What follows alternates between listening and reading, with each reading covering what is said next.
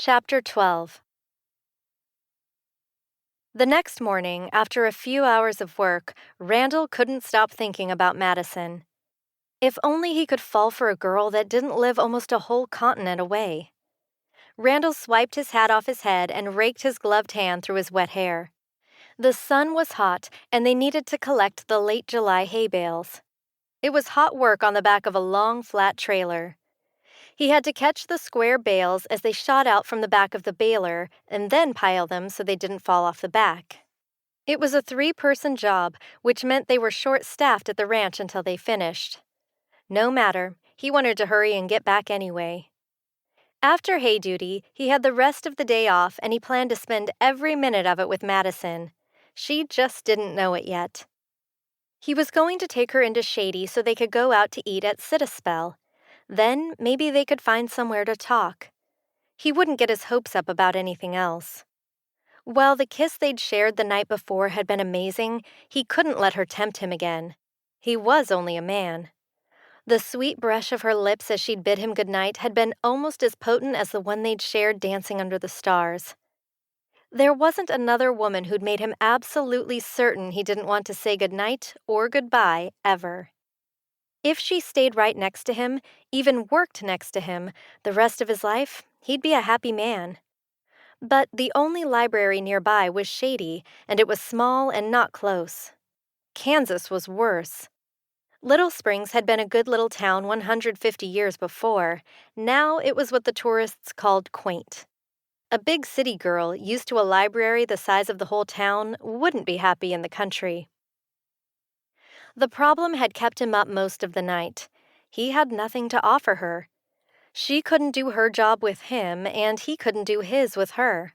One of them would have to give up their livelihood to be with the other, and that was a lot to ask of anyone. Even if they tried to have a long-distance relationship, at some point they would have to decide. Who would volunteer to be unhappy? Then there was the issue of her faith. While he wasn't a holy roller, he did have strong beliefs when it came to eternity and where husbands and wives were concerned. It was possible to have a marriage with a non-believer, but it wouldn't be easy. Not when he would always hope she would join him in his faith, and she would always wish he'd leave her alone about it. And what if they had kids? Would she refuse to let their children go to church? The tractor sputtered and stopped as Randall placed the last bale. He was itchy from the top of his head all the way to the inside of his boots. Hay dust always managed to get everywhere, and it sucked the moisture right out of his skin. Braden slapped him on the back. "You're free. You'd better get before someone else beats you to the hot water." He laughed as Randall jumped from the back of the wagon and headed for his truck. An hour later, he was clean and a whole lot less itchy, but he still had no idea what to say to Madison. It seemed almost futile to continue a relationship when they both might end up unhappy, but he couldn't stop it. He hadn't been able to keep from thinking about her since he'd met her. He stood in front of his mirror and checked his shirt. Couldn't have her embarrassed by him. He was no Don Juan, he'd already proved that when he stopped her kiss the night before, and he needed to let those desires go before he let himself disrespect her in his thoughts. A man, a real man, didn't do such things. His father had taught him that hard work was always better, honor above everything, respect those who'd earned it, and those who haven't had the opportunity to give you a reason not to. Women should be treated like roses. When watered and tended, they thrived. They could be tough, entangling, yet the slightest manhandling could kill them off. He'd lived by his father's words on women, but most women had found his attention chauvinistic. They didn't want a guy who waited to kiss them because it wasn't right, and didn't want him to hold the door open. His father had told him to keep waiting. He had, and it had brought Madison. And she hadn't run yet. He made his way to the row of cabins near the main house. He knew which cabin was hers. There were only 4. Most of the other guests who'd rented cabins were outside grilling their lunches and letting the children run around. As he reached the door, he hesitated. She didn't know he was coming. What if he caught her in her pajamas or with her hair a mess? Would she be angry? He hadn't asked for her number to text her. He held his hand out to knock when the door swung open. Maisie, Miss Obvious, with her electric blue streaks of hair, stood in the doorway, her dark blue eyes raked over him like hot coals. She flipped her hair over her shoulder and laughed. Madison, your cowboy's here to see you. Madison squeaked and reached for her hair, still piled in a loose, messy bun on the back of her head, with two pencils sticking out to hold it up. She was wearing one of her brother's old sleeveless t-shirts over a sports bra and workout shorts that were far too short to ever wear to work out. His eyes widened and she stood there, too shocked to move. "I'll wait outside." He turned his back and Maisie slammed the door with a belt of laughter. "You two are hilarious." He'd seen her at her worst. He'd seen her how she often looked sitting in her apartment in New York, huddled over chocolate ice cream, while she pounded out words until the ice cream wasn't fit for anything but drinking. Sometimes she even ate that for dinner because she hated to cook for one. She grabbed a tank in her jeans, then rushed to the bathroom. Her hair was a snarled disaster and would take longer than she wanted to make it presentable, especially after Maisie had curled it the night before.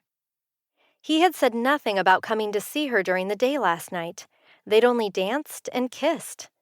She let herself dream about the future and even dared to hope they had something to look forward to. He was the kind of romantic man that she wrote about, but not the kind that got the girl. He was the beta, the sweet friend who always secretly loved the heroine. In real life, the beta was much more interesting. She wanted nothing to do with a pushy alpha anyway. She ran her fingers through the worst of the snarls and popped her hair into a passable bun using a hair tie instead of pencils. Maisie and Annabelle snickered as she dashed out the door, leaving her purse and phone behind. She wouldn't need them for a quick walk with Randall anyway. He was leaning against a nearby tree waiting for her, comfortable in whatever situation he found himself. "Sorry about that." She touched her hair again to make sure she'd fully tucked away every strand. She still felt silly for getting caught in her slouch clothes. "I'm sorry. I should have warned you, but I don't have your number.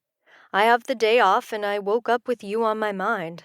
I'd hoped you wouldn't be too busy today and you could join me in Shady for the afternoon." Her story couldn't really wait, but neither could Randall. She could make up a few hours on her manuscript. She'd never get this time back. "Sure, let me grab my purse." "You won't need it. I've got it all covered if you don't mind."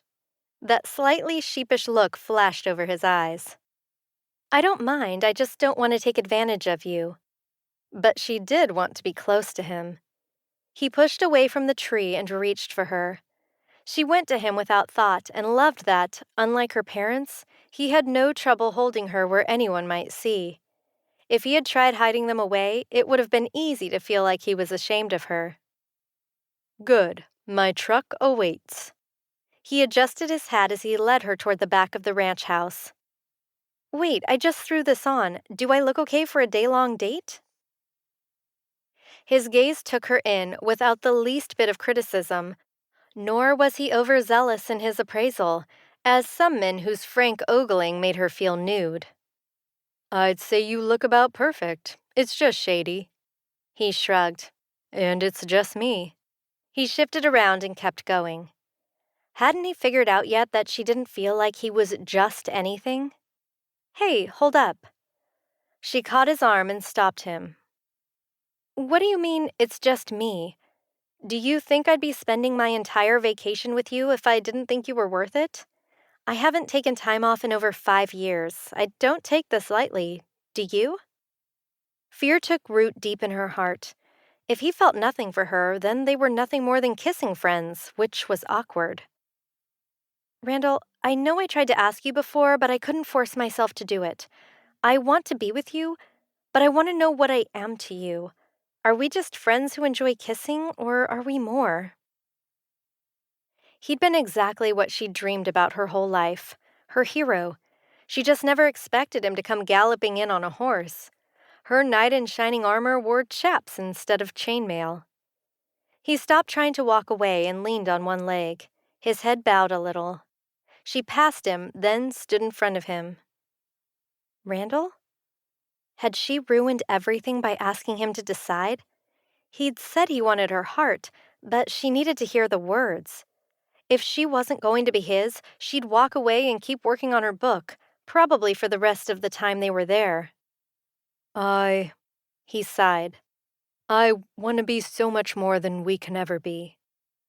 She ducked under his hat and pushed up the brim with her head. I was hoping you'd say that.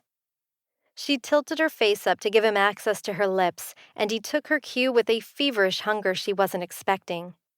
The Wyoming dry heat had nothing on Randall. His coffee and cinnamon flavor drove her to distraction, until the sound of a deep cough behind them made her jump away.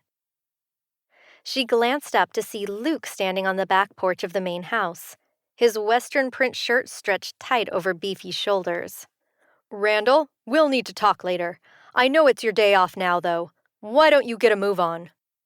Madison bit her lip. What if her playfulness to lift his spirits had cost him his job? I'm so sorry, I didn't even think. You even warned me you weren't supposed to be seen with the guests. Are you going to be in trouble? She couldn't quit her nervous chatter as they made it to his pickup at the far end of the line. He opened up her door, and before she could say a word, he had her lifted up into the seat. She was exactly at his eye level and couldn't help herself. They were now hidden behind a wall of pickup trucks. She cupped his cheek and drew him in. He groaned her name and leaned into the seat, taking her kiss for only a moment. Then he backed away and ducked his head. He took in a deep breath, then another, and closed the door. She'd tempted him yet again and hadn't even meant to. Couples kissed, but perhaps not quite like that, where her blood was like lava in her veins and for everyone to see. He slid onto the seat next to her and gave her a quick, apologetic look. She slid to the center and leaned against him. Let's go make the most of our day. He smiled slightly. I'm sorry, Madison. You probably think I'm some kind of jerk. You're probably used to men wanting to kiss you and... She shook her head to stop him. No, not at all. I don't kiss just anyone, and I'm not ready for us to go any further. Not yet. He turned to her as he tossed the keys on the dashboard. That's the thing, Madison. I won't do that with you. It's not right. What I said earlier stands. I want us to be so much more than we can be. I don't think you understood what I meant, or you wouldn't have teased me with those beautiful lips of yours. So tell me what you do mean, and then I'll tease you again. She cocked a grin at him that fell totally flat when he didn't respond in kind. He smiled weakly, then laid his hand over hers on the seat. You already know about my faith. I would never force you into your own just to be with me, but I don't think we can go much further without it. I know there are people together who don't believe the same and it works for them, but there are too many relationships that end in divorce because they can't agree on what's important. I don't want to lose you, and I'm not willing to just give up, but I don't think we can ever become one, not as we are right now. Hot anger overcame her ability to listen, and she yanked her hand from under his. So, just like that, you're going to give up on me? This whole week I've been so at peace. You were so like my father and brothers, you put me completely at ease. Now I see you're just like them, demanding that I believe exactly as they do. Well, I won't. She shoved open the door of the truck, and the ground seemed a mile away. She growled and jumped. It was only a couple feet, but it felt a lot further.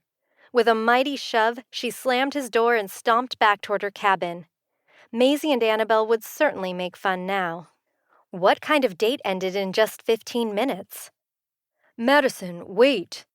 She heard Randall coming behind her, but she refused to stop. Men were all the same. They wanted her to fit into some shape that just didn't fit her. He reached for her and she swiped her arm out of his reach. Just go to Shady. Have a great day, Randall. I wanted to spend my day with you.